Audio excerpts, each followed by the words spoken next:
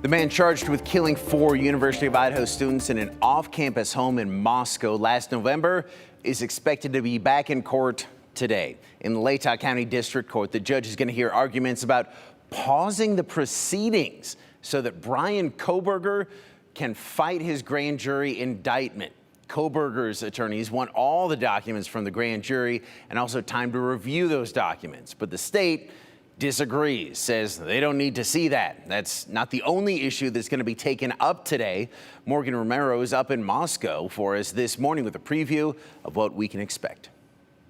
Good morning. We were standing in this exact spot a little over a month ago for Bryan Kohberger's arraignment, which, as we reported, came shortly after he was secretly indicted by a grand jury on 4 counts of murder and 1 count of burglary. In May, Kohberger's defense attorneys filed a motion asking for all the material and records from the grand jury proceedings.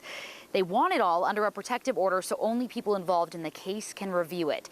But the defense and the prosecution cannot agree about what should be released. The state believes Kohberger is only entitled to an audio recording and transcript of the grand jury proceedings. So Latah County District Court Judge John Judge will hear their arguments on that later this afternoon. He'll also hear why Kohberger's attorneys want to pause further legal proceedings. In documents filed a couple weeks ago, they said they plan to fight how the grand jury was chosen and fight the indictment in general. His defense attorneys also say they asked prosecutors for discovery or information.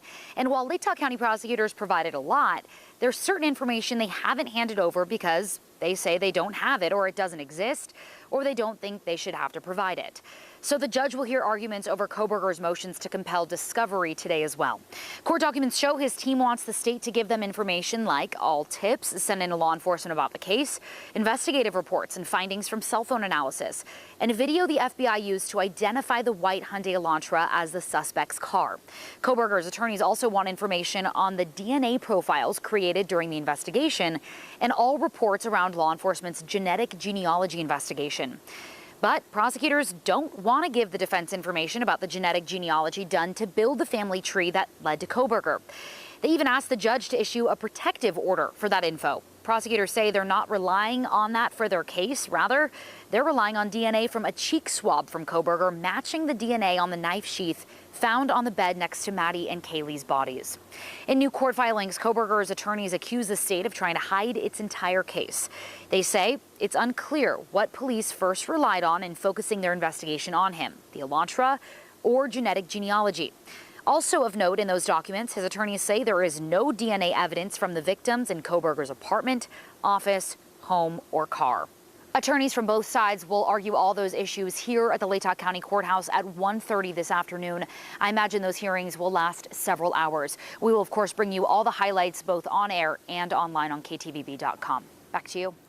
Morgan, thank you. And we now know the state plans to seek the death penalty against Kohberger if he is found guilty during his trial. Under Idaho law, the notice is required 60 days after the defendant enters a plea. And we were there for Kohberger's arraignment back in May. He stood silent, so the judge entered a not guilty plea for each count on his behalf.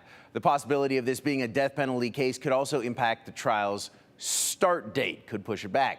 After the state's announcement yesterday, we received a statement from the Gonsalves family attorney, Shannon Gray, saying, quote, "The Gonsalves family is grateful that the prosecutor's office is pursuing the death penalty. There is no one more deserving than the defendant in this case. We continue to pray for all the victims' families and appreciate all the support we have received."